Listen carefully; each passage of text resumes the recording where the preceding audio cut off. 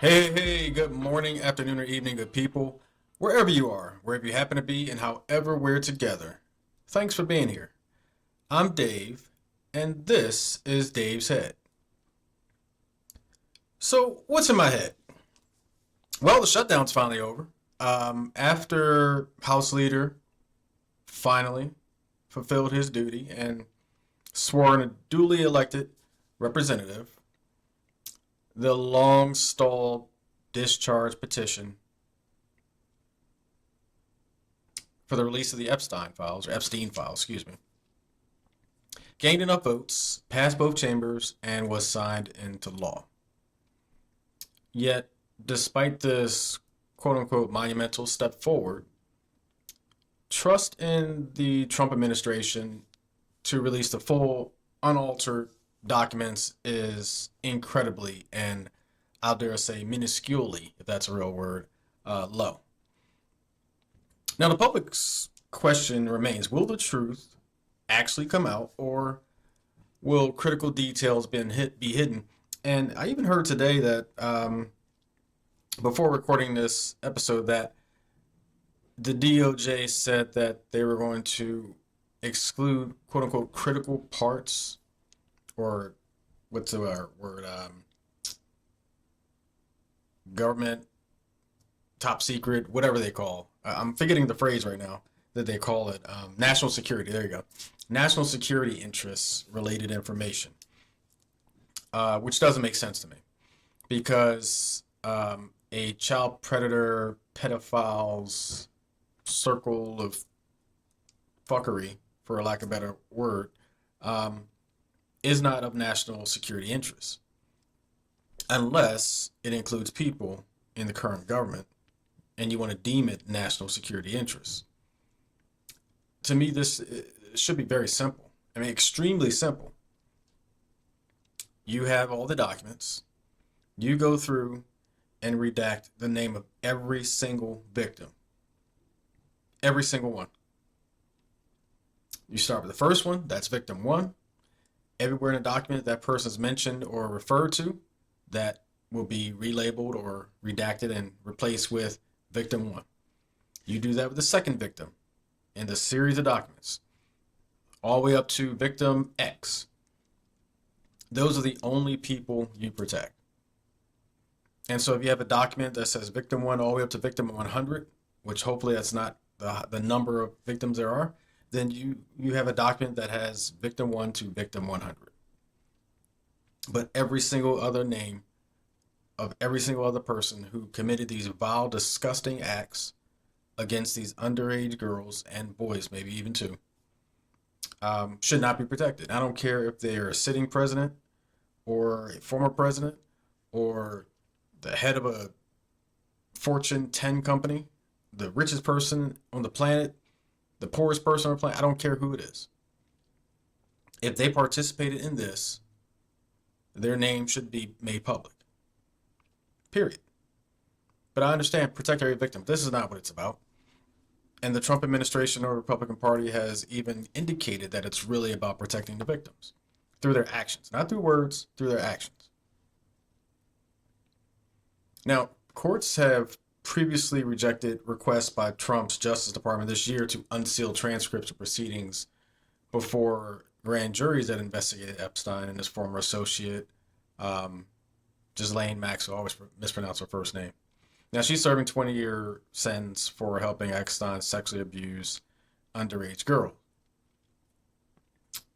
According to Reuters, though, only 20% of Americans, 20, 1 in 5, including just 44% of Republicans, so you can imagine Democrats, independents, where how low that is, approve of how Trump has handled the Epstein case.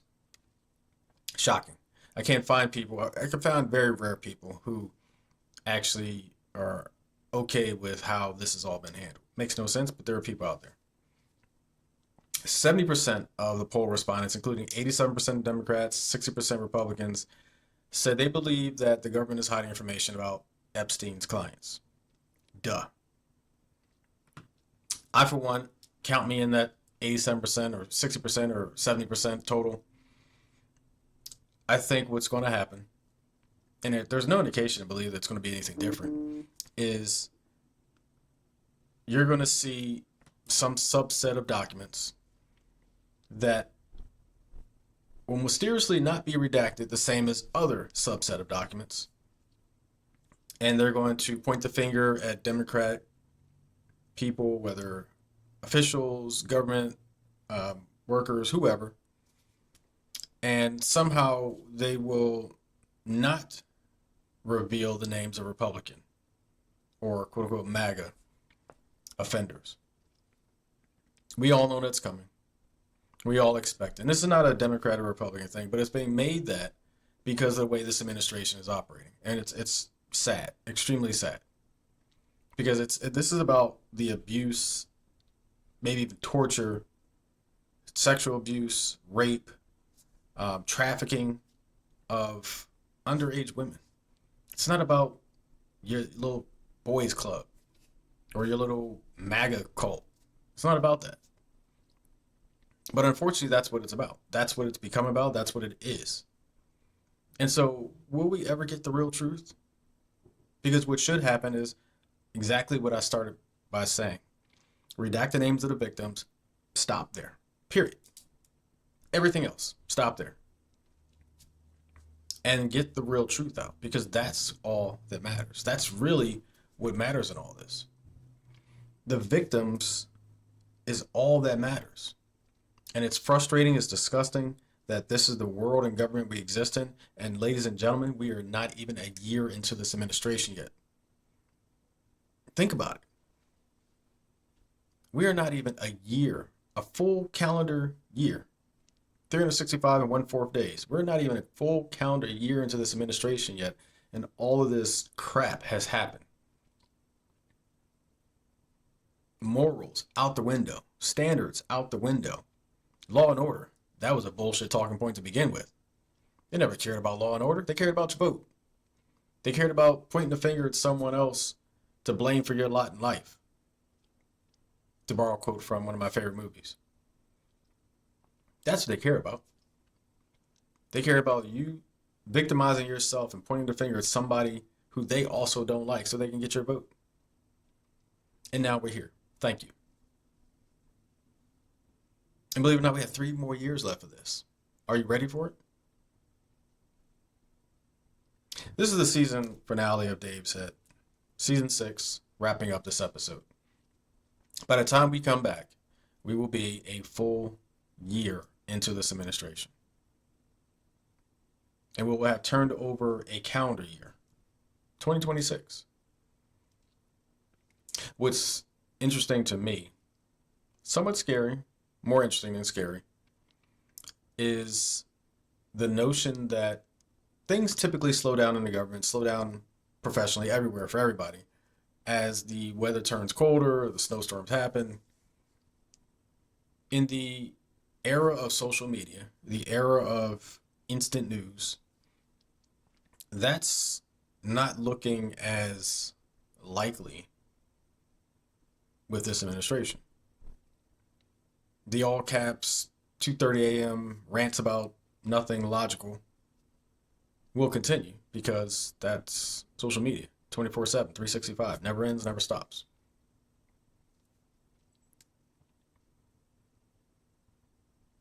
There's rumors that medically, physically, there are things going on with Trump that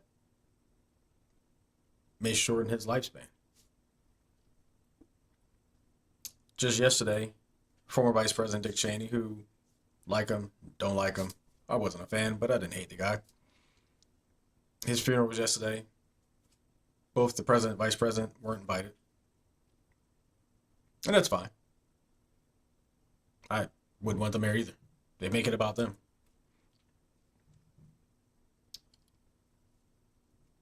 What's difficult to look forward to is 6 months from now, a year from now, when we're on the precipice of the middle of this administration, when we're looking at midterms and the fallout from potentially that. When we look at these things and where the state of our government, our democratic republic, will be. That's kind of the scary thing. Because law and order, again, is not something this administration is about. Defying judges, Supreme Court basically in their pocket. The amount of damage that can be done between now and midterms, and this is assuming a lot. This is assuming that, as predicted, Democrats will take back the House, which means you'll have a divided government, which means in order to get things passed from the president's agenda, it'll take a lot working with Democrats, et cetera, et cetera. There's even outside chance they could take back the House and the Senate, which would just throw our government chaos, I think. Because anything gets passed will not get signed. It probably wouldn't be veto majority in the Senate to overrule. So it'd just be one vicious cycle of passing things that never actually become law. But even if we did have that situation, we got to get there first. And we can't even decide anymore what's actually a professional occupation. If you did not hear the news recently, things like nursing, engineering, architecture are no longer professional occupations, which have financial repercussions when you talk about student loans and education financing.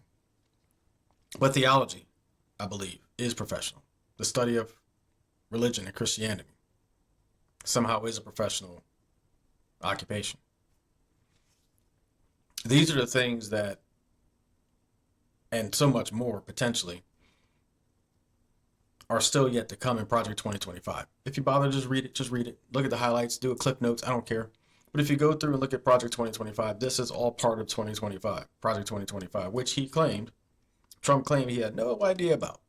But all these policies he's enacting, implementing, executive ordering, the big ugly or big beautiful bill, quote unquote, Project 2025.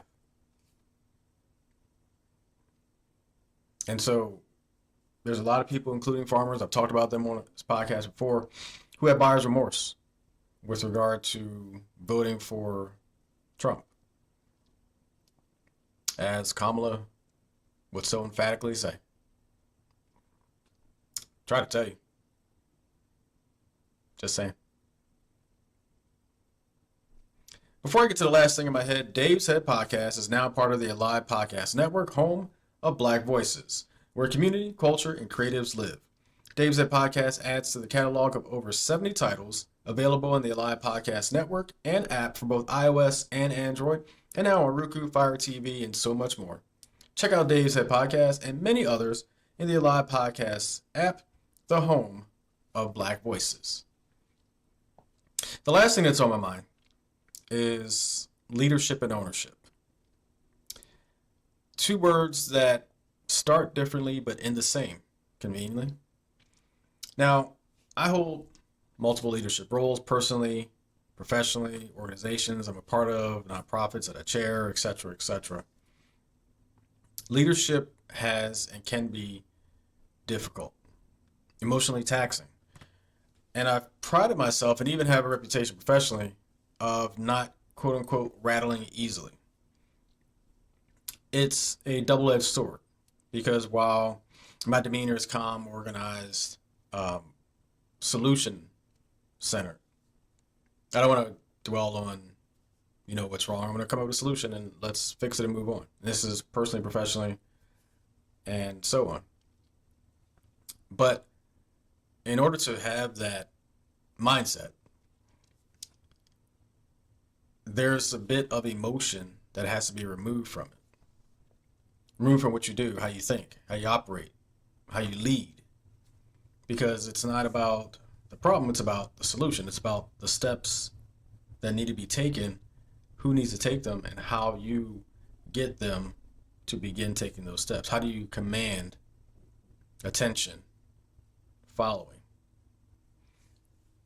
And so, while leadership and ownership can be difficult, it's about, to me, playing the long game.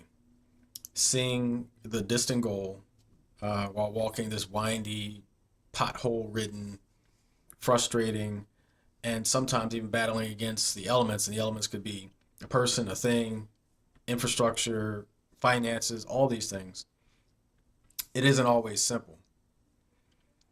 The reward of leadership, the reward of ownership, is in witnessing that vision begin to unfold, seeing that light at the end of the tunnel, and actually getting to that light, getting and seeing that vision become fruition. All these things are the rewards of owning something, leading something. And so leadership and ownership have been heavy on me and it's always this time of the year. Without getting specifics, because I actually sign NDAs and other things, there are roles and responsibilities as a leader, as an owner of people, process, results that comes with doing evaluations, being critical but honest. And it's always this time of year. It seems like whether it's an organization, nonprofit, those type of things are always centered around end of year as opposed to maybe end of fiscal year, which is different. And so this time of year, you get the dreary times, you get daylight savings time rolling back, you get the urge to want to be on a beach somewhere. You don't want to be doing evaluations of people that are under your charge. And so I've had to do that multiple organizations recently. And there's frustration with that because these are people you consider your friends. These are people you consider, your shoulder to shoulder. You go to battle with them. These are people you plan with, to execute with. And so ultimately looking at them as an individual with no face, no name, and saying, what have you done this year? What have you done for this organization? What have you done for this department, this team, this nonprofit, whatever, based on what the goals were. And sometimes it's about having those hard conversations. Sometimes it's about high fives and recognition. And sometimes it's just somewhere in between. But having the honesty being the root of everything you do in this regard as a leader, as an organizer, as an owner, goes a long way for the people who are under your charge, your teams, your organizations, your boards, your committees, all these things. And that's where I pride myself in playing the long game, because you play the long game of honesty and you keep that honesty consistent. The rewards are those who are in your charge will walk shoulder to shoulder with you, side by side with you, and you'll also march towards that same vision, that same goal, that light in the tunnel, all those things. One organization in particular that I lead is moving forward towards a major milestone, something I've been working towards and pushing towards for a while now. And it's going to benefit the entire body. It's going to benefit the entire organization. So the added benefit is that it's going to free up some of my time to wedding plan. How about that? It's the notion that many hands make light work. And while I am Capricorn to a T, blood vessels to skin, and I will pick up a pen and do it on my own, I will sit in front of a computer and do it on my own, I will do whatever it takes to do it on my own if I have to, I understand and appreciate the saying, many hands make light work. It's something I talk about and preach about all the time, but it's not something I always do. But with this particular organization, to see this path that's been walked with very few hands, potentially getting more hands and hands that benefit in great ways, that's a beautiful thing. And so when it comes to leadership and owning something, that's all you want, is to see growth. Because there's a saying, the ultimate leader is someone who produces leaders. I'll say that again. The ultimate leader is someone who produces leaders. It's okay to lead. It's okay to get a team or a committee or a board to follow you. But it's also great to have a tree, right? You think about Andy Reid and his coaching tree, if you're into football. To have a leader tree. To say, hey, this person came from Dave, and that person came from that person. And so on and so on, repeat. And then you look and you have a tree with all these branches. But knowing that you or the top of that branch is a beautiful thing. It's a testament to your leadership abilities and the results that you produce. So ownership and leadership are amazing things if you do them right. But make sure that the root of what you do is honesty. That's what's in my head.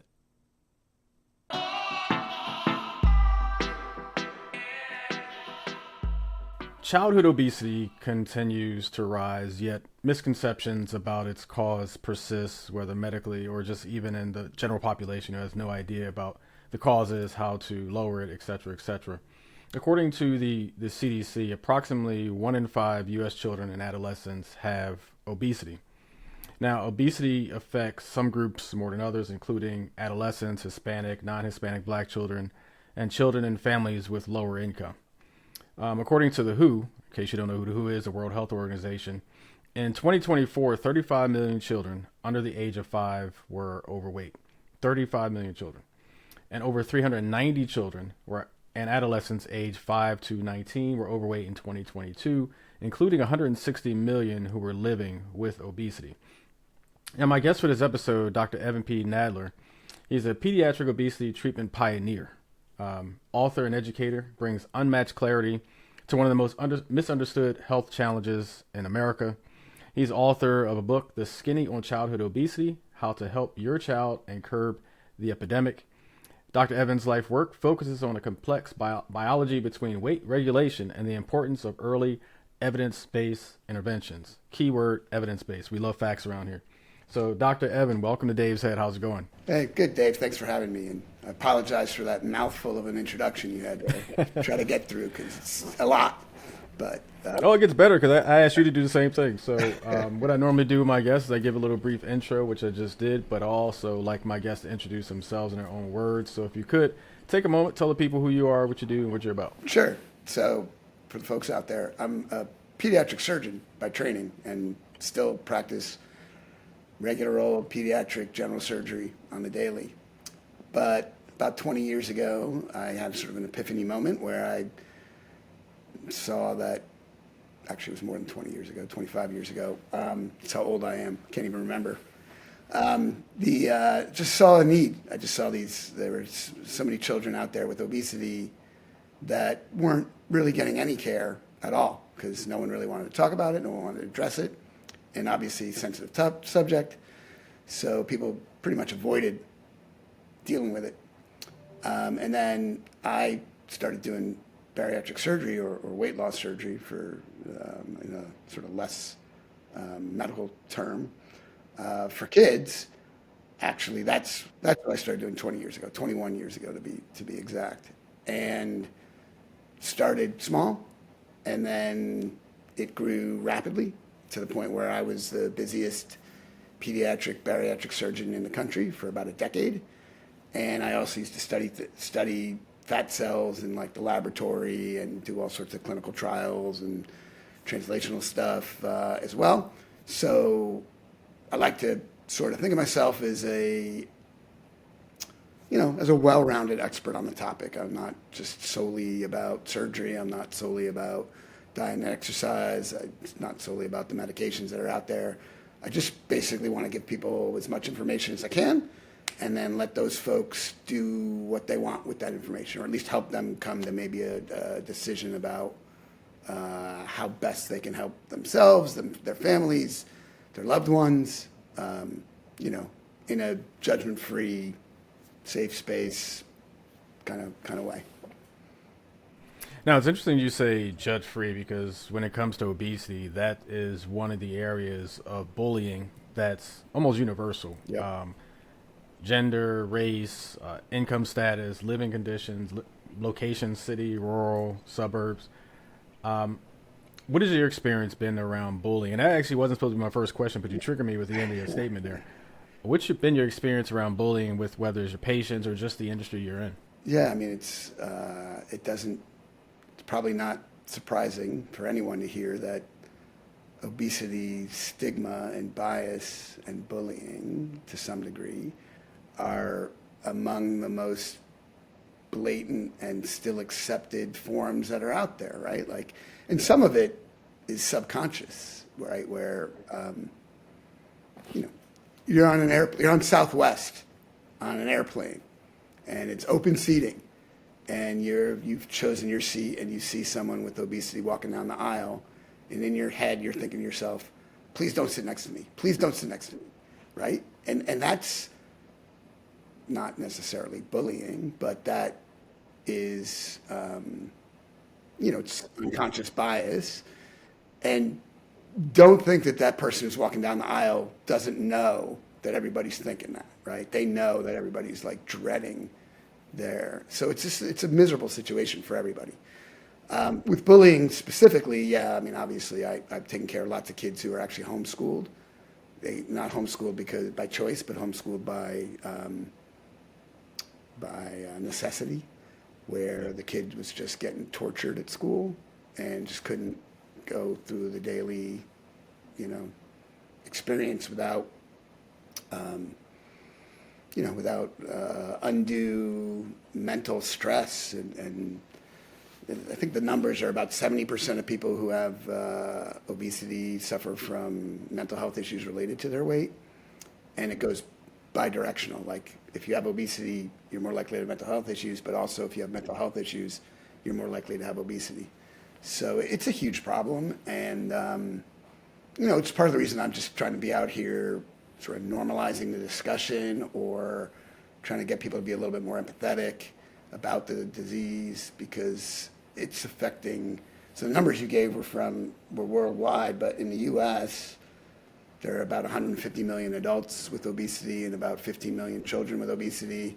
If you add in overweight, the numbers are over 200 in the adult world, 200 million, and in the pediatric world, it's 23 million or something like that. So huge numbers of people. And, again, we just need to talk about it a bit more, talk about it in a compassionate way a bit more, and then come up with like real solutions for people.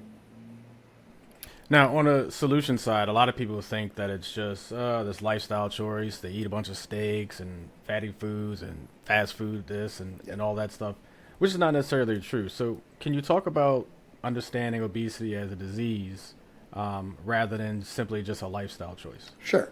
And don't get me wrong when I say this, when I start going through this, because lifestyle choices are definitely important, right? That it is important for all of us, even if we're at a normal weight. If we exercise the recommended amount, we're going to be metabolically healthier than if we don't. And there are data showing that sitting on a desk, sedentary lifestyle, contributes to, lost years of life. So all of us can do better when it comes to diet and exercise. But the myth that obesity is due to a lack of exercise or eating crappy food is just that. It's a myth. It's not the cause. I mean, even if you just think about your own friend group or social circles or work group, there's always somebody out there who can eat anything they want and they don't gain a pound. And then there's the other person who's in your group that pretty much eats like a bird, but are struggling with their weight issues. So it's clearly not just calories in, calories out, and that's been sort of, again, debunked by scientists. And they're just a bunch of different drivers. Genetics, something called epigenetics, which is how your genes are modified by the environment, and which doesn't change your DNA, but changes how your DNA work, basically. And then there are all kinds of things like the ultra-processed foods, and even the air we breathe has chemicals that can disrupt your metabolic health. The forever chemicals that are in plastic bottles. The field's evolving to understand those things better, but the one piece of the puzzle that's pretty well understood is that it's not just diet and exercise. Diet and exercise work much better as prevention efforts. They don't work at all as treatment efforts. So again, I'm not saying that we shouldn't all eat better, and I'm not saying that some of the stuff that's out there now about reducing ultra-processed foods, generally, I'm not saying those things aren't worth pursuing. I'm just saying we have to also deal with the folks who already have obesity because they need treatment. And that, coupled with some better understanding of the causes and some prevention efforts, that's the only way we're going to move forward globally in reducing the burden of disease. Now, something I haven't heard before is that air contributes to our obesity or lack thereof. Um, can you talk about that a little bit? Because it's something I've never even thought about. You know, Yeah. my fiance has tons of plants in his house, which, you know, in theory should contribute to better air. Yeah. But is that not the case? Is it more than just having plants in the house? Oh, well, I mean, first of all, again, the science isn't really there yet. But people may be familiar with redlining and where cities were sort of divided amongst places that were desirable to live in the city and places that were less desirable. And the folks that were on the wrong side of that red line were exposed to, you know, factory smoke or other pollutants that no one wanted to live near, but I don't think they understood that those pollutants might have health effects beyond sort of lung or asthma or stuff like that. And again, we don't necessarily have concrete science about all that, but the data are beginning to emerge that some of those chemicals that are in the air, again, can disrupt your endocrine system, your metabolic system, and, you know, really like, you know, whether they increase your risk of obesity directly or indirectly, don't really know quite yet, but and it may be through those epigenetic changes that I was just talking about, might be how it works, but again, it's a thing. It's like, yeah, it's all these things that are out there that we're just now trying to really get in the deep weeds with of how they negatively impact our health. Now, I know you talked about depression and how that relates to obesity and how they are interchangeable as far as causing the other.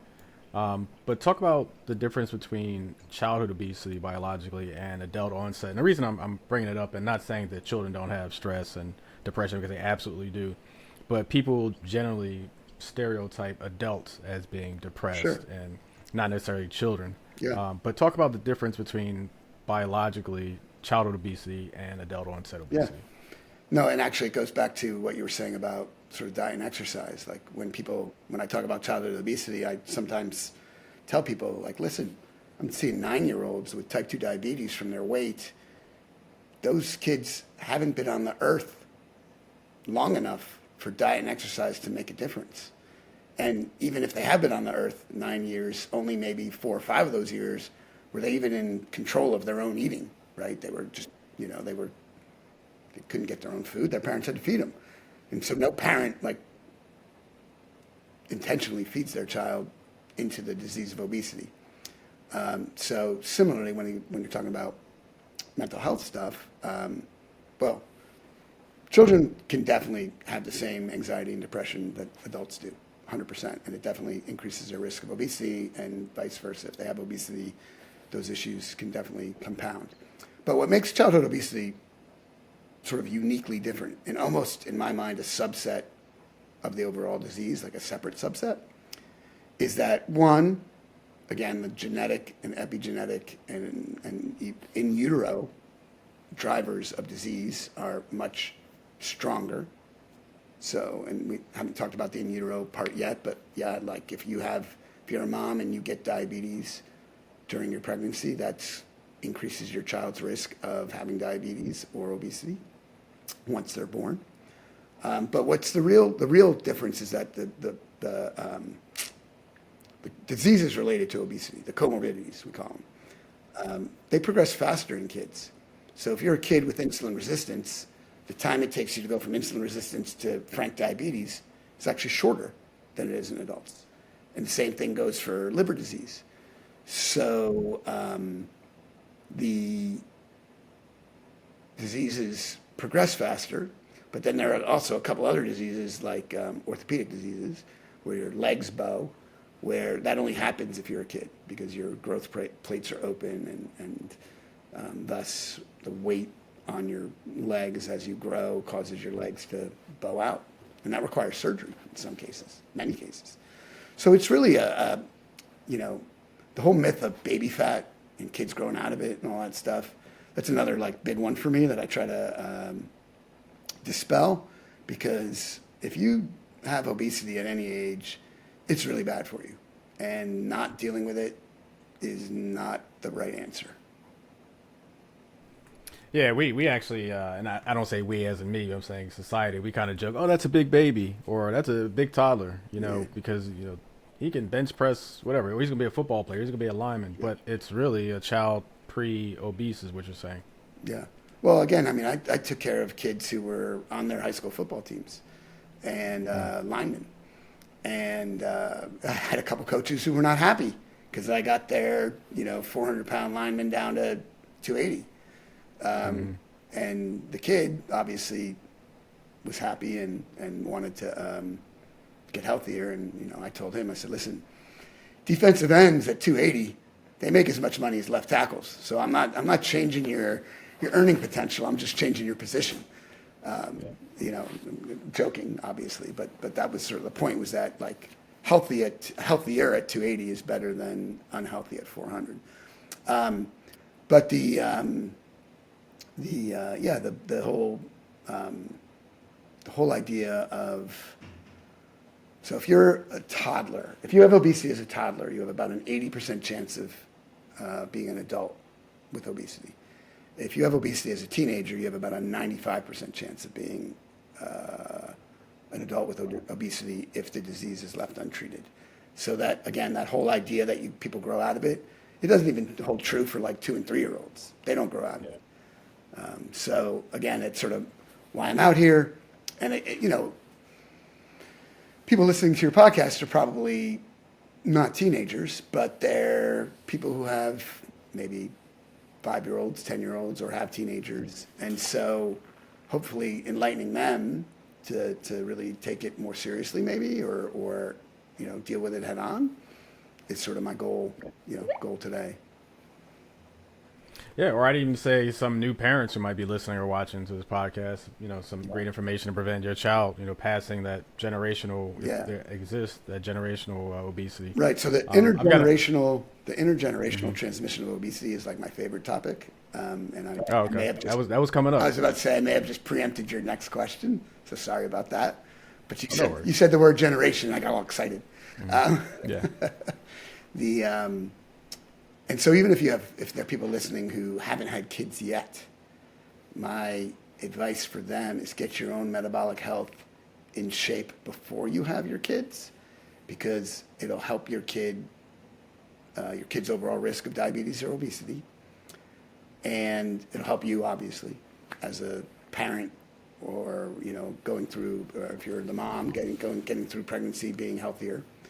And then actually that kid's born into a family where metabolic health is prioritized, and whether you achieve health by diet and exercise, or by medication, or by surgery, I don't really care. I want whatever works for you is great, but just don't ignore the problem, because then you have your own health, and then you have your kids' health, and you've sort of potentially jeopardized both.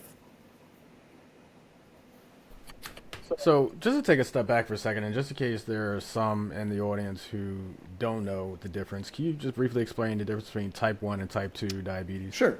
So, so in the old days, actually, they used to be called, type 1 was juvenile onset diabetes, and type 2 was adult onset diabetes, because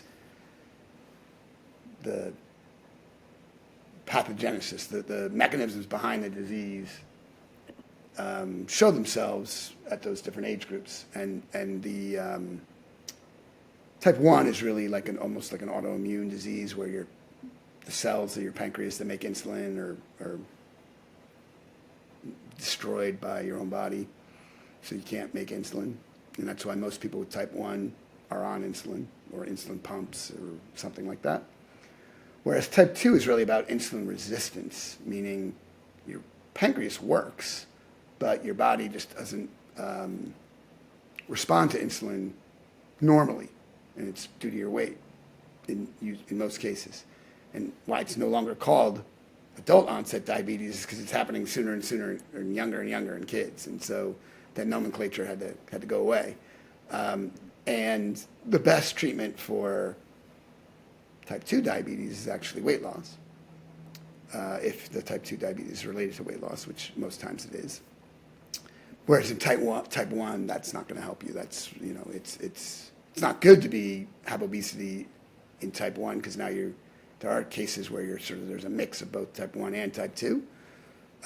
But type 2 is the one that is basically the numbers are just going up and up and up, and really the ones that are sort of causing America's healthcare crisis or healthcare expenditure crisis or chronic health crisis or whatever you want to call it. Gotcha. So quick story real quick. You mentioned football players, and this sparked in my head. So I played semi-pro ball for 7 years, 6 years, whatever it was. And I played with a guy who played defensive tackle. His nickname was House because he was about 400 and something pounds. And so we've stayed connected after we both thankfully retired. But he's lost a good, I want to say almost 200 pounds, probably a little less than 200 pounds. Obviously, the intent is to get healthy, not carry that weight as a almost 50-year-old man. But that was an example of, I actually heard over the course of the 7 years I played semi-pro, make sure you get him some food before the game. You want him as heavy as possible, stuff to run, all this. We don't think about the effects of the body post playing that football game. Yeah. Waking up the next day with all this weight, sore already because we're just football players. You're going to be sore already, but now you're carrying all this weight and you're sore. Yep. When I was when I was first starting out in this field, I was at a hospital in New York City, and there were a couple pro players who people who, if they're football fans, would know their names, who came in for weight loss surgery after their careers ended because they knew that they were unhealthy, but they were doing it because that was their career, and they made a lot of money playing in the NFL. But after whatever 10-year career, 12-year career, or whatever it was, they left the game and realized that it's not good to be carrying around all this extra weight. Yeah, it served a purpose, during their livelihood for a short period of time, but yeah, no, it's like, it also, that sort of goes to another myth that people think about, which is that you can't have obesity and be active. Like you can, obviously these guys were burning a ton of calories. They were just also taking in a ton of calories. But even if they hadn't, well, in their case, they might have lost a lot of weight if they weren't taking in all the calories, but there are people who, it's not just an energy equation. So the body adapts and changes its metabolic rate when you lose weight. So anybody who's trying to lose weight with diet and exercise has experienced a plateau because the body starts fighting back. And so that's why diet and exercise alone doesn't treat obesity, because if you have, like in your friend's case, if you have 200 pounds to lose, really hard to lose that with diet and exercise alone. Possible, because we've all seen it on The Biggest Loser, but what the Netflix documentary that came out afterwards, but also those of us who were in the field knew, is that most of those people gained their weight back after they left the show, and a lot of them gained way more than they had when they were on the show to begin with. So it's not simple. It's not a simple problem. It's a chronic, complex medical problem, disease. And talking about plateauing and really this concept of the body defending its weight, can you talk about that with children especially, but just in the examples we just gave with adults? Yeah, and again, it's somewhat complicated, so people don't really understand exactly how it all works. But there's a part of your brain called the hypothalamus, which regulates your hunger and your feeling of fullness, or satiety is what we call it. And basically, you get a weight set point in your hypothalamus. It's like a thermostat almost. And that's generally established when your brain's developing as a baby in utero, in your mom's belly. So first trimester in general. And then there are things outside, well, when you're in the uterus, there are things that can change your weight set point. And then there are things outside when you're born that we think change the weight set point, which is how we think some of the ultra-processed foods might work in terms of increasing obesity risk. But yeah, there were these studies in the 2000s which were really clear about what happens with your metabolic rate as you lose weight, but also as you gain weight. And that's why I took away the word great, because the ones about gaining weight were actually slightly, questionable in terms of the ethics, let's just say. But they intentionally got people to gain weight to see what happened to them. And what happened is their metabolic rate sped up, and they actually also defended their weight, meaning when they stopped the study, their weight came back down to where it had been before the study. I'm not sure intentionally getting people to gain weight could get through ethics committee in today's day and age, but it did back then, and it was helpful because we did learn about what the body does in response. But now it seems like a lot of the weight gain, the response to weight gain is no longer increasing your metabolic rate. Now it's and that's why we think the ultra-processed foods might be part of it, is because now people who gain weight, actually their metabolism can slow as they gain weight, which makes it like a vicious cycle of weight gain that can't be broken. Yeah, and it's probably why I have this, talk about the hypothalamus, it's probably why I can't get below 187 and I don't go above 201. It's like, for a while I just couldn't peak over 200, which is fine. I didn't want to be over 200.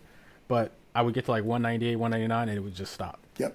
No matter what I did, eat more, work out more, it just stopped. It would come down to 195, 193, yep, whatever. That's kind of my baseline. But I also couldn't get below 187. Yeah. No, and people who work out all the time will know that if they stop working out all the time, their weight will drift back up, because that's just where their body wants to be. And like you just said, for your personal example, it won't drift up forever, indefinitely. It'll find the top range of where it wants you to be, and then it'll regulate. But when you have obesity, all those sort of regulatory mechanisms get all messed up, so they don't work the same way. So there was a study back in the day that showed, which is like, again, sort of a cruel and unusual punishment, but like the bigger you were, the higher weight you were, the harder it was. The bigger the delta in your calorie burn versus calorie intake had to be in order to get you to lose weight. So like, I didn't explain that really well. The bigger you were, the harder it was to lose weight, basically, is what the study showed, which is, again, sort of unfair, right? Because they're already struggling, and then the body makes it so that they struggle more. Makes sense. So last couple of questions in the Q&A segment. So let's talk about what parents can do. And obviously childhood obesity, and you talked about earlier how, a child doesn't control what they eat. They don't control a lot of the things unless you get bad dynamics in the house. Yeah. So if a parent's worried about either their child possibly sliding towards obesity or being obese and how to rectify that, talk about what they can do, whether it's first steps, whether it's treatments or medications. Yeah. What path should they go down? Right. So the first thing to do is like anything else, sort of identify the issue, and then talk about it with your primary care doctor or provider. And obviously a lot of these conversations are difficult to have, right, with your kids. But, at least my opinion is you just got to address it. You got to tackle it head on, because if you don't, there's not likely to be any great outcome. But so, it is hard to find a provider who is willing to deal with weight in children. And that's in part because they don't really get enough education about it, and so they don't feel comfortable about doing it. And then in part because, again, it's, just a difficult topic. But start there. And then there are simple things you can do, like in terms of getting the household sort of in a better shape, quote unquote shape. And I guess I should mention that dealing with children with weight issues is always a family affair. So you can't have mom and dad have their own stash of Coke in the cupboard, but the kid isn't allowed to have it. You just can't do that. If mom and dad need a Coke, they need to do it out of the house at work or whatever. And even there, I've seen many families, and this is always the hardest for the families to understand, where, everybody in the house except for one person has normal weight. And the one person who doesn't have normal weight eats the same and works out the same as everybody else. And, the old days, we'd be like, oh, well, that kid must be sneaking Twinkies at school, or, stopping at the corner store on the way back home or something like that. But that's actually not what happens. It's actually just the genetics of it. And if you ask these families, okay, well, does obesity run on either side of the family? Like, oh yeah, it runs on both sides, or runs on one side. It just skipped me, but my sister or brother has a weight issue. And I'm like, yeah, okay, well, your one kid who has a weight issue just has the same genes as your brother or sister that predispose them. So, again, it's not don't blame yourself, don't blame the kid. It's just biology, and go try to find some help. So if you can't find a provider who can help you, then that's tough, and you have to do some searching on your own. But that's one of the reasons that I actually started a pediatric telemedicine weight management practice, because I wanted to give access to care to people who couldn't get it. And obviously telemedicine is a lot easier than driving to somebody's brick and mortar office or whatever, hospital, to get seen. But it's going to require lots of people doing the same thing that I'm doing, or lots of people learning how to take care of kids. And then there's the bariatric surgery programs, which again are mostly limited to academic health centers in big cities. And that's the same for the pediatric weight management programs too, for the most part. Rural areas don't often have access.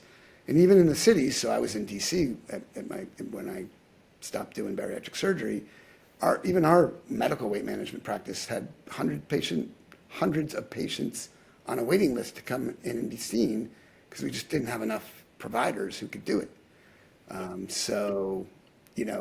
It's tough, but I would recommend families start with their primary care providers, and then hopefully they can get referrals if they need them.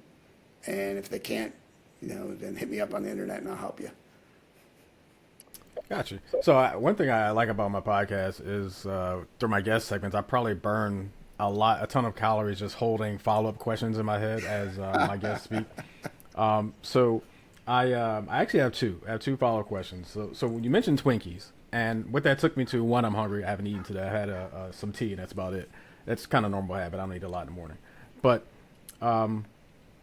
you mentioned Twinkies, and I think there was a study 20-something years ago that essentially said Twinkies are probably the worst combination of everything that a person can eat. And so my question around that is, if you had to put a label or name a food or a food type, we'll go food type to make it more generic, that people absolutely should stay away from. They're probably the worst guilty pleasures in the world, but people love to eat these things. What would you say? Well, that's a loaded question.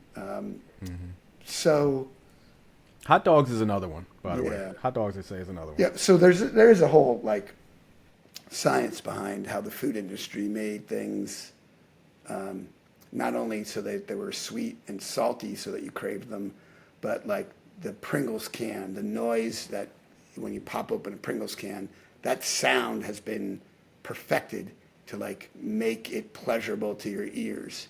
And the textures of things like Cheetos or Cheese Puffs, I guess more than Cheetos, Cheese Puffs, because they're crunchy on the outside, so that gives you a textural sensation that you like, but then it basically melts away into nothingness once you have it in your mouth, and so your body doesn't actually recognize it as getting you full or anything like that. So there are a lot of... I did mention I was hungry, right? So I'm giving you a lot of options for the worst thing that anybody could possibly put in their body, but I try to make it more less black and white and more baby steps or gray, which is, so sugar sweetened beverages sugar in general is probably the number one bad actor, let's say. And usually it's sugar in drinks because you don't even notice it. If you go to like Jamba Juice and get a protein shake, you might be drinking like 70 grams of sugar and you don't even know it because you think you're having something healthy because it's got some fruit in it, and it's marketed well. So I just try to tell people, like, look at your own day-to-day habits and try to pick something easy. So if it's just getting rid of Coke and going to water, that's usually the first step that I tell everybody, because that's generally a lot easier than like wiping out all sugar out of your diet or avoiding all processed foods or never having a bag of chips. So I try to go with baby steps and then build on those baby steps once they're successful. And, again, if you need caffeine, have a unsweetened iced tea or have, iced coffee without sugar. I just try to come up with reasonable substitutes that people can actually do. Because if you give people, like, something that's impossible, a task that's impossible, and they fail, then they're just like, I can't do this. I'm not going to try because I can't give up my Cinnabon or whatever, guilty pleasure anybody has. So yeah, I don't want to call out one food. I'll call out sugar. Gotcha. Yeah, just mention all the things that would make me hungry right now. That's yeah, but you're gonna go have a salad, right? You're gonna go have I actually literally am gonna go have a salad. So I'm actually in the middle of a 31-day alcohol fast, and so I was going to ask too about alcohol and the impacts of alcohol and obesity. Yeah. It's something. So I've been doing a lot of traveling the last 3-4 months, and a lot of road food, airport food, hotel, bar food, that type of stuff, which always, usually typically comes with a drink. And so I decided to cut back on the alcohol just because it's been 3-4 months of either vacationing or traveling where I've just consumed a lot. Yep. I already noticed fat loss, already more energy. Yep. But to obesity, and obviously, hopefully, not childhood obesity, but to obesity in general, how do you see alcohol? Yeah. Is it something similar to sugary drinks where you're just consuming alcohol, you don't really notice it? 100%. So, like, first of all, alcohol is basically a modified sugar. Like, the molecule itself is a modified sugar. And most people who drink alcohol drink it with a mixer. Not everybody, but, and if that mixer is Coke or juice, that's more sugar and more calories. So yeah, alcohol is basically empty calories, just like sugar is empty calories. So it all is bad for you. There are different alcohols that have fewer calories than others, and there are, Tequila. Yeah, tequila is one of them. And vodka is another. And if you drink those, on the rocks, then you're limiting your, the other calories that are coming in. And, people need a drink to relax, whatever, that's fine. So, or, you drink with club soda as your mixer. Again, doesn't add any calories. But the biggest thing about alcohol really, and it was interesting to me anyway, because when I was at Children's in D.C. for many of the years, we'd go to the Middle East, and we had some relationships over there, and so I'd learn about obesity in the Middle East, which is in the Gulf countries is a big problem, but they don't actually have the same degree as liver disease related to obesity as we do in the U.S., which is in part probably genetics, but it may also be because they don't drink alcohol over there. So yeah, alcohol's not good for you, other than maybe, help you relax a little bit. And the data actually that came out that actually said that even like a drink a day or something, there was some data recently that just basically said any alcohol consumption increases your cancer risk or something like that, which I think made a lot of people sad, including me. Yeah. So Yeah. I just ignored that. I just decided to ignore that piece of data. Poured yourself a drink. Exactly. I just went and got myself a nice reposado tequila on the rocks. Nice. Okay. All right. So last of my impromptu, my follow-up questions, and I'll get to my actual last question in the Q&A segment. So, and this answer to this could be absolutely no. I've not seen any correlation. But do you see any correlation between, if you think about daddy's little girls and mama's boys? So the dad enables the daughter, or the mother enables the son. As far as bad eating habits or things that lead to obesity, do you see any of that correlation? Because that dynamically, daddy's little girl gets whatever she wants from daddy, and mama's boy, whatever the son wants. So do you see any of that correlation? That's interesting. I never really looked at it. No, I'm just sort of thinking in the back of my head to try to think about it. And certainly, as I said before, everybody has to be on the same page when it comes to weight management in the family. So if that's going on, it's not helpful. I would say as a dad and a male that, dads are always wrong. So I would say that the moms are always right, and it's only daddy's little girls who are being corrupted by their parents. Okay. No, I'm obviously just kidding. I had, I was going to say that's a whole other episode you got to come back for. I just, just like any other married man, you're always wrong. But just kidding, honey. If you're listening, don't listen to Dave's head. Gotcha. Yeah, this is great because I'm engaged now. This is great. She listens to every episode. Exactly. No, I don't know. I think again, I would say that certainly there were lots of families where there was an enabler. I can't necessarily remember a gender difference or sex difference between who the enabler was, or how it correlated to the kid. But it's why. And sometimes actually, I definitely had families where it was grandma who was the enabler. Grandma lived in the house, and the parents were trying to keep the kid from certain behaviors, and grandma was sort of like the babysitter when the parents were at work or whatever, when the kid came home from school, and grandma would just give the kid whatever the kid wanted. So I think there are definitely some family dynamics that play a role. Okay. Yeah, grandma, listen, they make up for times that they didn't have the great relationships with their children, and they just give the grandchildren anything they want. Anything. Exactly. Candy from their pocket, pennies from the purse, all that stuff. Except for the pennies dead. No more pennies. Well, yeah, no more pennies. I'm thinking back to my childhood. Now we got to do nickels or dimes, which is costing grandparents more. See? Yep. Look at that. Inflation. All right, so, last question. The Skinny on Childhood Obesity, How to Help Your Child and Curb the Epidemic. Talk about that book and what you want people to learn or get from it to use. So first of all, it's not published yet, so don't go looking for it anywhere. It is, and the name could change, but that's how it's listed now and how I'm pushing it. Actually, hopefully in January it's going to go to publishers, and hopefully a publisher sees the need, understands the goal, and takes it on. So it'll probably be a year, if not more, before it actually hits shelves, at which point I will be asking Dave if I can come back on his show and talk about it again. So stay tuned for that episode. But the message really is sort of like what we were talking about today. No shame, no blame, just facts and what you can do about it. And hopefully, not only will it appeal to parents of kids who are struggling with their weight, but maybe even people who struggle with their weight their whole lives and never really knew why, as a 10-year-old, they had such a tough time keeping their weight under control, or why they were hungry all the time.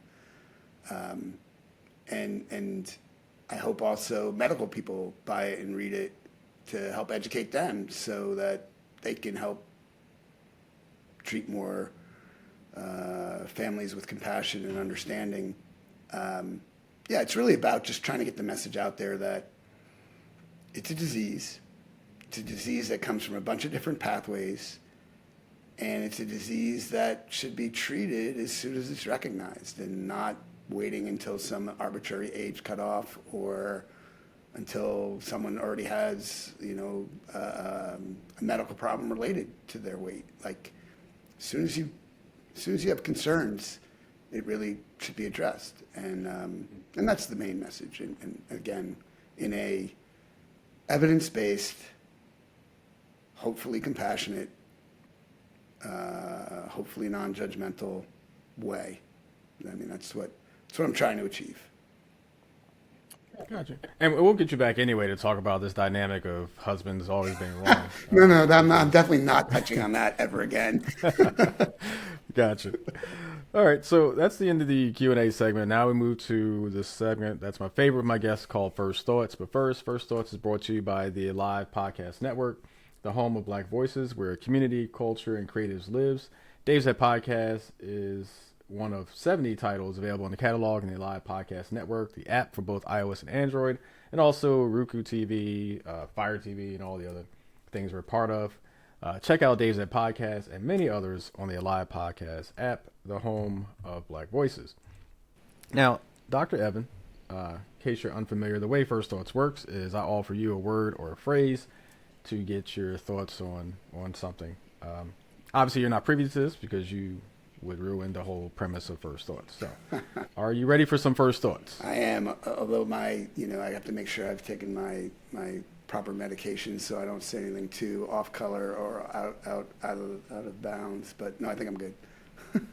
Okay. Well, this is an explicit podcast anyway, so it doesn't matter. I'm just worried. I'm just worried about having to go back and deal with the fact that I called out all wives. I'm a little worried about what I did there. You slip me a check. I'll edit that out or something. But first thought is weight loss, quote unquote, quick fixes. What's your first thought? Snake oil. There are no quick fixes to weight loss. It's just not. People have made a ton of money pushing whatever their favorite diet or supplement or online program or digital, phone-based service, whatever. It's all basically BS or snake oil. Okay. Yeah. No, I agree. There's so much. I mean, once you attach yourself, especially online, to one advertisement, you get just pushed every single thing in that whole topic. I think everybody has probably seen this at some point. You go to Amazon, you look for, I don't know, a basket, and now all of a sudden all your advertisements are baskets, and it's just until you get something, they'll just keep firing them at you. And unfortunately, and this is again a topic for some other podcast, some other time, but like the average the U.S. in general has sort of lost trust in their medical professionals, right? Like. And maybe that's true in part because of all the information that's available on the internet. And it's probably good that people self-advocate more than they used to. But, I'm trying to be out here just being an evidence-based, science-based kind of guy, and I'm fighting against all these internet influencers who are just telling you, 30-day juice cleanse or whatever they're talking about, or just try my supplement. It's got NAD and B12, and you'll lose 100 pounds if you take it. And so I'm constantly up against that kind of stuff, and it's just hard to win. I think we need more docs actually to get on social media and start fighting back with just the data that we have.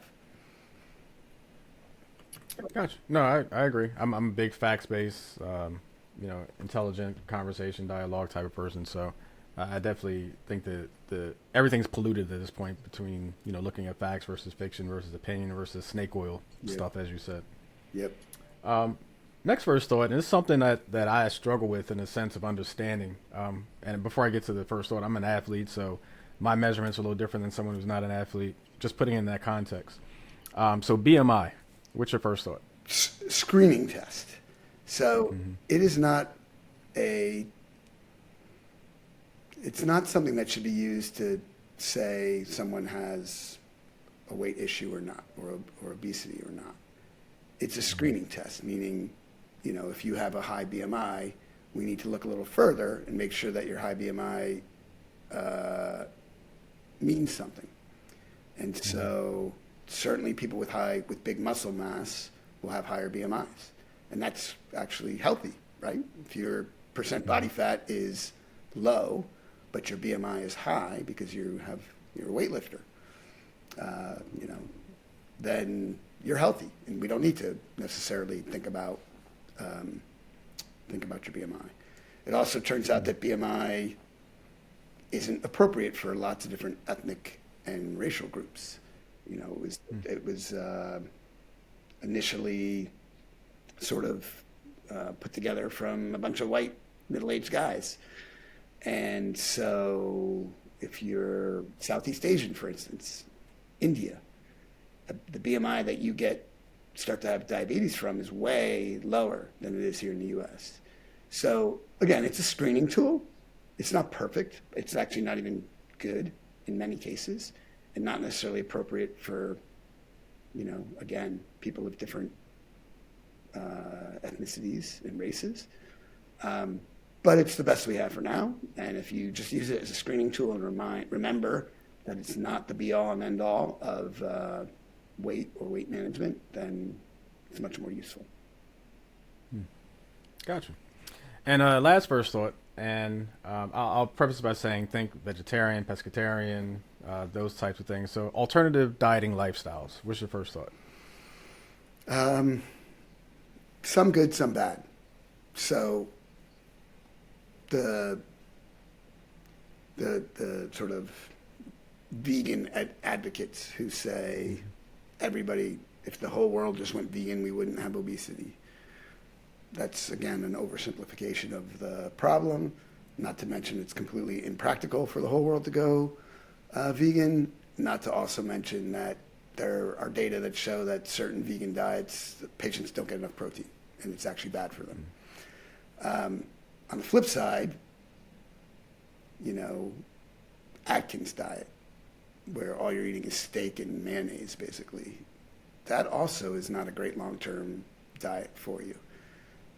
So when you look at all the sort of data of all the different diets over the years, it really comes down to the balanced Mediterranean diet being the healthiest.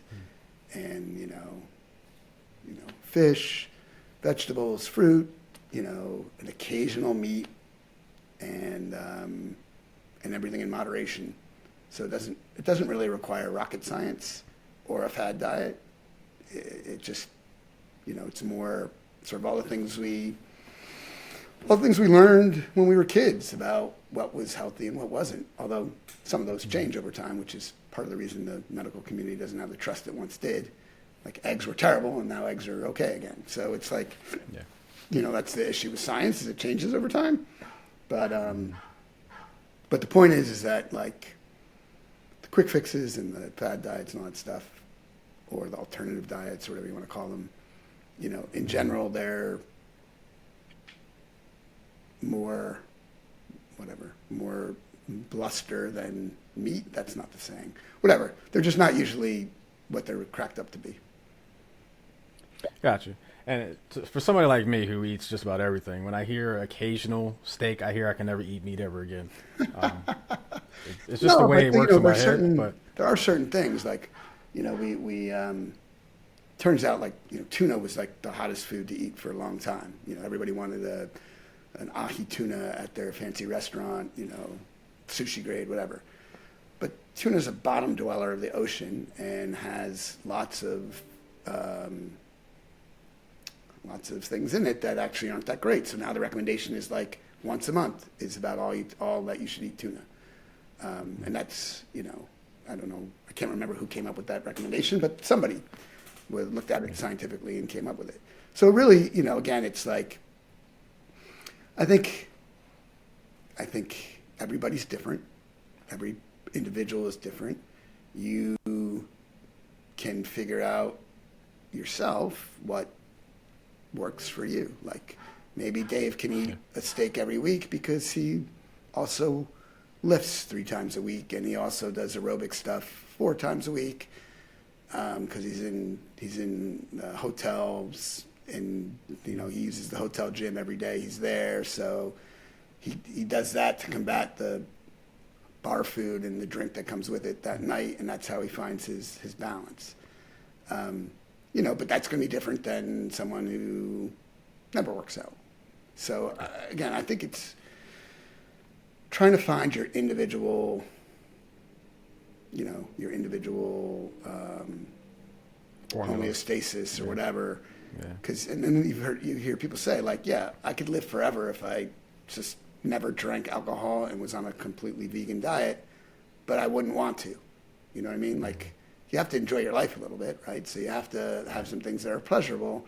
It's not just about how long you can live or how healthy you can be. It's about the quality of your life as well. So, again, I try not to be too much like you can never do X or Y or Z. I just try to say, use your judgment and try to make it make sense for you. No, I get it. And I would say last year I was probably the working out in the hotel gyms and working out every single day. This year has been a struggle trying to work back that way. Fortunately, I am sort of blessed with high metabolism, so I can still burn it off, and I'm always active, so that helps as well. Yep. But so last season I started a new feature called TL First Thoughts, which provides my guests an opportunity to throw a first thought back at me to see what my first thought is. So, Dr. Nadler, if you had a first thought for me, what would it be? Miami Heat. Oh. So we talked. It's funny because we talked about this before we started That's recording. why I So said I go it. back That's to why I said it. the Knicks rivalries. Always the Bulls sometimes, but the Knicks rivalry games were the big ones. Even the Pacers once in a while back in the Reggie Miller, Rick Smiths, what are they called? The whatchamacallit brothers. What are they called? I can't remember their names right now. But one of the things I alluded to before we started recording was that's the NBA I used to love. The grinded out defensive battles, physical. You couldn't shoot logo threes and win games. It just feels less authentic in many ways, which is why I don't watch really until the playoffs. I mean, there's too many games. I can't watch them all. Two, I really just don't even pay attention until the playoffs. It's just, okay, who are the teams making the playoffs? Is my team in there? No, okay, I'll find one to cheer for. Same thing with hockey. I don't really watch hockey either until the playoffs. Baseball, I'm a little more engaged just because I like baseball. Football, obviously, football is my sport. But yeah, I miss the old days of, fights and elbows and, big centers and just, slower game. It just felt more authentic, back in the day. Minus the malice in the palace brawl and all that stuff, but, Yeah, we're our generation. I'm probably slightly older than you, but our generation is similar, and the old school '80s basketball is missed, definitely. Yeah. But Well, I remember, when Patrick Ewing or Rick Smith shot a three, it was like, oh my God, they shot a three. Now it's like you got 7-footers shooting threes every game. It's just, it's a different world now. Well, and Victor Wembanyama, I mean, that guy, if he stays healthy, he's going to be like. Yeah. I don't see how he doesn't become the best player who ever lived because he's 7'5" or 7'6" and can do almost anything on a basketball court. Yeah. So that's a crazy athletic freak. Yep, absolutely. Well, Dr. Nadler, as I do with my guests, I'm going to give you the opportunity. If there's anything you want to wrap up with or talk about or promote, feel free to do so now. Yeah, well, thank you. And again, thanks for having me on. And, I'm not really necessarily trying to promote anything other than, people being more aware of a disease that I think is important and trying to make a better world for kids. I guess if people want to learn more, they should go to my website, which is www.obesityexplained.com. Or better yet, I guess, for my YouTube channel, which is also at Obesity Explained, and subscribe because, in theory, the more subscribers I have, the more likely a publisher is going to pick up my book and more likely my message will get to the general public. But I'm not really trying to sell anything here other than, and it sounds corny, whatever, that I'm just trying to sell good vibes or like education or advocacy or any of that stuff. But it's the truth. I just want people to understand that obesity is a disease, not a lifestyle choice, and there's something you can do about it. And, be kind to others. Stop blaming, shaming, pointing fingers. Just be a good human, which is sort of, again, like that's not a great message that anyone's going to like pick up and go viral with, but that's all I'm out here trying to achieve. Yeah. Well, I will tell you, there's nothing wrong with not having a promotional or fiduciary agenda coming on this podcast or any promotion. Yeah, exactly. But I will say it's a great message. So you may or may not know this is the season finale of Dave's Head. It's also the 100th episode. Oh, I did not So know. I think it's an important but great message for the season finale and 100th episode. So Cool. I do thank you for stepping to Dave's Head and coming on and talking about an important topic, an important disease that we should know more about and talk more about. As I've done this entire season, I'll end it by saying, may every today be the best day of your life, Dr. Nadler. Thank you for stepping in Dave's Head. Oh, cool. My pleasure, and happy to come back anytime.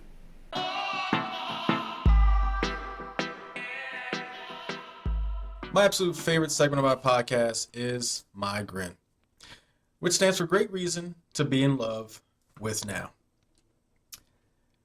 It's pretty hard to really associate this episode with any other GRIN besides the fact that this is episode 100. 100 times I've come before you, whether on audio only early in this podcast journey or switching to YouTube or Spotify video, now the live podcast network as well. I've come before you 100 times. That's amazing. That's a major milestone for Dave's Head Podcast. We do 2 episodes a month. We take off August, December, and January. And somehow, through 6 seasons, we've gotten to 100 episodes with you right there along the way. When this show began, it was rooted in a mission to share facts and help people move far beyond fear and misinformation, disinformation, all that during the COVID era. We started with an episode with my financial planner. We got to number 100 talking about obesity. And in between, the goal was always the same, to put out factual, real important information for you to consume and to do something to better your lives with. And I'm so thankful to reach 100 episodes. I'm so hopeful that you found benefit in not only the first episode, but this last 100th episode as well, because that means a lot to me. Over time, this platform evolved for truth-telling, emotional honesty, learning from an array of incredible guests, all stepping in to Dave's Head. Researching for this episode, I was curious what the demographics had evolved to over the course of these past 6 seasons. And multiple platforms that I'm on, again, Spotify, YouTube, Apple Podcasts, a live podcast network, Roku, all these different venues or vehicles, I should say, that we have. What are the demographics? So just curious, want to share with you. 52.4% female, 37.8% male, 9.9% other or unknown. Our age demographics, 48 to 59, 29.8%, 35 to 44 is 25.7%. For basically, those are the top 2. Top 3 really is 28 to 34, 24.4%. And so if you look at the demographics, it's really 28 to 59 is where the bucket is. But, and the other 20% is under 28 or over 60, if that makes sense. So basically a quarter within that 28 to 59 range, 3/4 inside of there, and a quarter less than 28 and greater than 60. Countries, U.S., Israel, Canada, Brazil, Italy, and the Philippines. UE, or United Kingdom, or Britain, or whatever they're called now. I can't even remember anymore. But also, they're up there as well. And interestingly enough, 61.7% watch on their mobile phones, mobile devices. Makes sense for today's era we're in. 22% on TV, which I appreciate. I want to grow that a little bit. Next season, we got some surprises maybe in store. And 16.3% on a computer. That actually surprised me more than anything, because having people watching a computer, maybe they're watching doing work, which I appreciate either way, as long as you're not dereliction of your responsibilities. But 16.3% in front of a computer was extremely high for me. I figured maybe 1 or 2% might watch on a computer, but I appreciate that, because that means while you're working, I'm entertaining you. If you're like me, you have dual monitors, and so I'll watch something on one monitor and get to work on the other and do all types of stuff, listen to music, all types of stuff. So I definitely appreciate that. So again, to every listener, every supporter, every person who played even one episode, thank you. as I begin to take my customary break, which we know we don't do episodes in December, my birthday month. We don't do episodes in January because we're just starting off the new year. And so we'll be back in February. I wanted to, and I will, reflect on how to elevate season 7 even further to make it as excellent as it can be.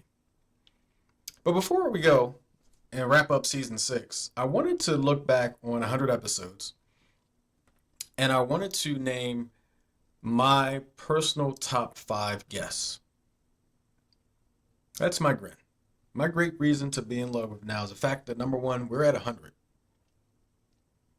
But the fact that I can look back on 100 episodes and find 5 guests that I think not only did I appreciate, but I believe, based on everything, viewership, commentary, feedback, that you also appreciated. And so I'll start with number 5. Number 5 has to take a look back at number 1. The very first episode of season 1, the very first episode of this podcast, I had on my financial planner to really talk about how to get through COVID financially. And not just get through it, but to get beyond it in the days to follow. And so Ty McGilberry appeared not once but twice on this podcast. Season 1, episode 1, and season 2, episode 4. He was the first, I believe. He might have been the first or second. I think he was the second. Multiple guest appearance guest. I really just made that very complicated. He was the second person, I believe, to come on multiple times. And so I thank Ty not only for kicking off what would be 100 great episodes in my mind, and hopefully yours too, but sharing something important in a really important time for not only this country, but for this entire world. So Ty McGilberry would be number 5. Number 4, you may remember back in season 4, I had a guest on who told really compelling and honest truths about surviving an abusive relationship. It hit home for me. It hit home for many of you because I saw your comments. I read your emails.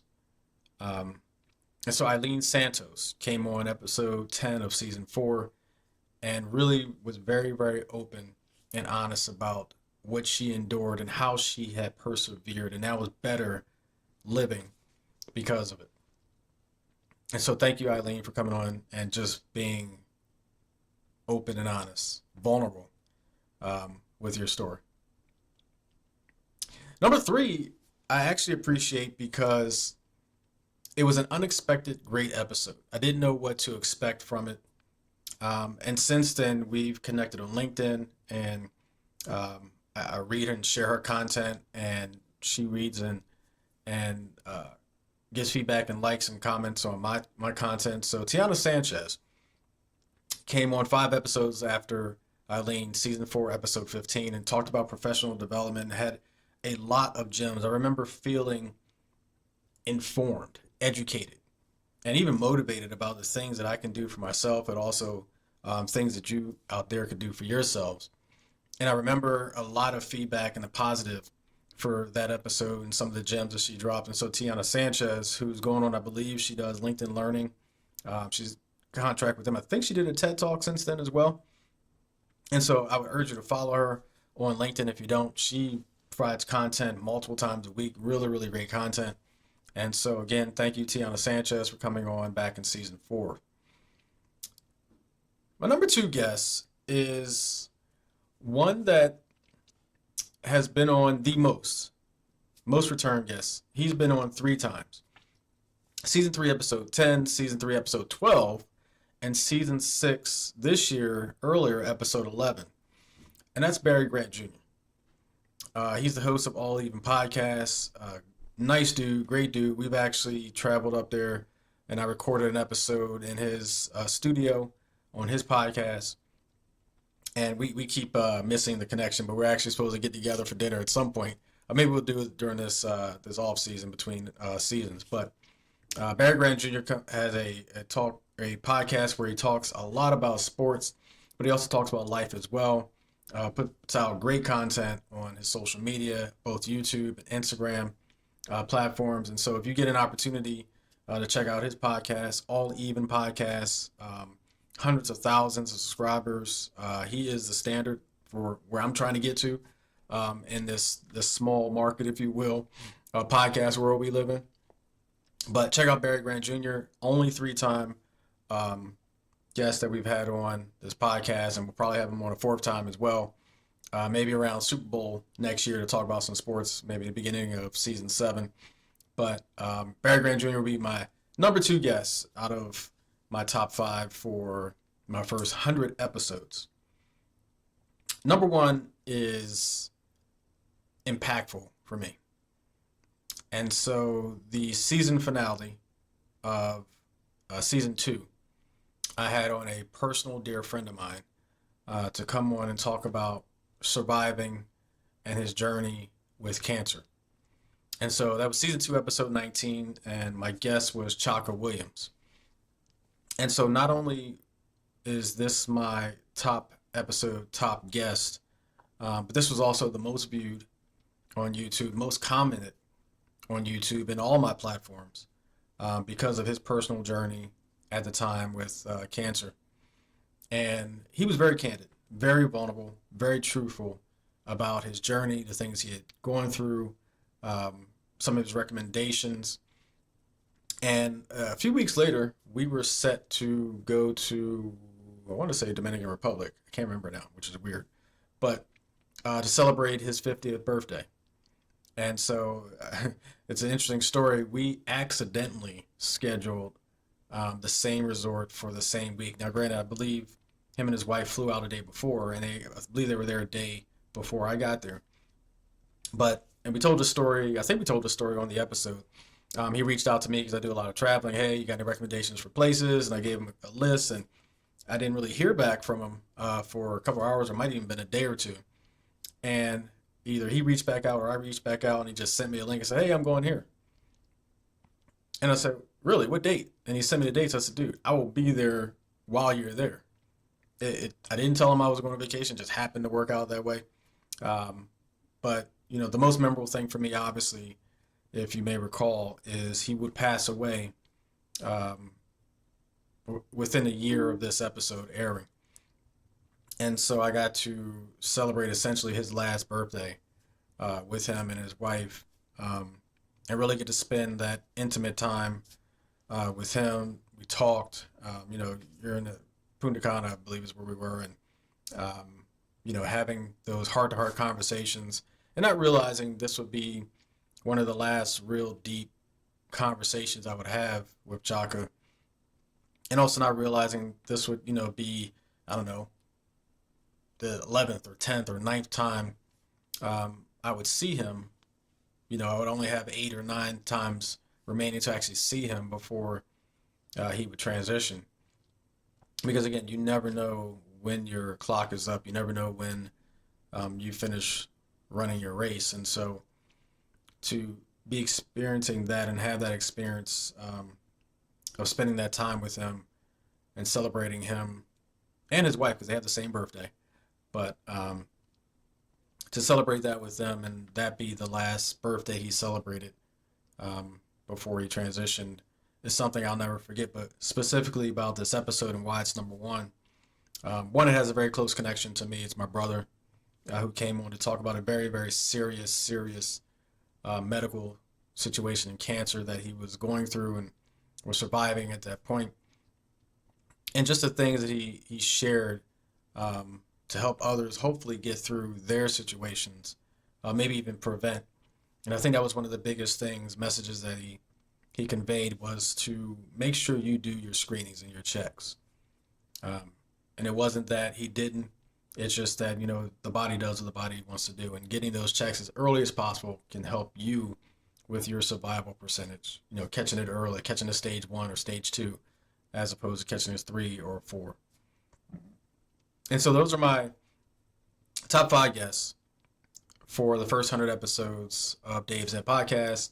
Tommy Gilberry, number 5. Eileen Santos at number 4. Tiana Sanchez at number 3. Barry Grant Jr. at number 2. And my good brother, Chaka Williams, at number 1. I want to thank Dr. Evan P. Nadler, childhood obesity treatment pioneer, for closing out this season, but also closing out our 100th episode with a great topic we need to discuss a lot more, childhood obesity. Check out his website, obesityexplained.com. You can also find him on YouTube at obesityexplained.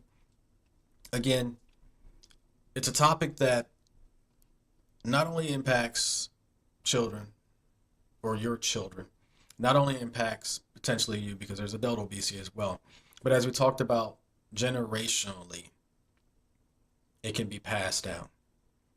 And so it's about your health today, it's about your children's health today, but it's about your offspring's offspring tomorrow. So pay attention, do something about it, get active, do your checks, talk to your doctors, all that stuff. Your health is not just about you. It's about what you actually pass down, whether it's through mindset or habits. All of that matters. Lastly, this season, I started leaving you a quote to end every episode. This one, I think, was, to me, about leadership and experience. And you think about 100 episodes and the decisions that you make along the way to grow, to improve, your self-criticism, all the things you look at. And I talked about being a leader and owning things before. I'm a leader of one with this podcast. I own this content, the direction. It's on me to improve it. Professionally, personally, same deal. It's on me to make the decisions, to own things, to make them better, or as I like to say, to choose excellence. And so this quote is by Tony Robbins, and it goes like this. It is in your moments of decision that your destiny is shaped. Making choices, evaluating the pros and cons, doing the due diligence, the research, facts-based research, doing all these things, relying on your own personal experiences, removing biases, keeping it black and white, all those things. And even if it comes down to a coin flip, which, by the way, isn't 50-50, but that's another topic for another episode. All that helps to mold and shape your destiny. Your experience is important. Your education is too. And so combining those two things on a foundation of truth and honesty and facts is what makes a great leader and allows you to own things in the right way. So, for the 100th episode of Dave's Head Podcast, leadership, pioneers, and Centesimal, all great reasons to be in love with now. Until 2026, have an amazing and safe, loving holiday season, an amazing, beautiful, relaxing even, new year, and we'll see you next year. Take care. That's all for this episode of Dave's Head. If you enjoyed this episode, I'm sure you'll love similar content in the Alive Podcast Network app. Plus, you can support this podcast and enjoy ad-free listening to nearly 100 other Black-hosted podcasts. Download the iOS or Android app, become a member, and experience unlimited access to Black-hosted content week after week. Follow, like, and or subscribe to this podcast on Facebook, Instagram, and or X at Dave's Head Pod, and on YouTube at Dave's Head Podcast. For more information and links to all things Dave's Head, check out our website at daveshead.card.co. Episode premiere on the second and fourth Fridays of the month. Thanks for tuning in, and remember, enjoy life because life should be fun. Take care.